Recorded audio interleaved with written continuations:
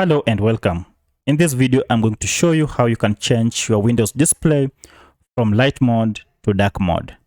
As you can see, all the displays on this Windows 10 computer is in light mode. This process I'm going to take you through can be done on either Windows 10 or even Windows 11. My name is Isaac and let's get into it. Now to begin, you'll need to go to the Start menu and click on it. Now from here, locate the settings. And when you open settings, look for personalization option. Now, alternatively, instead of going to start menu, you can just right click on an empty space on your display. And from here, you can see personalization. Go ahead and click on it.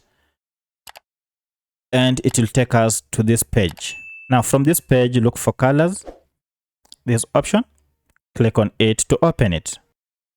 As you can see here under colors, our color is set to light. Go ahead and click on the drop down and then select dark mode.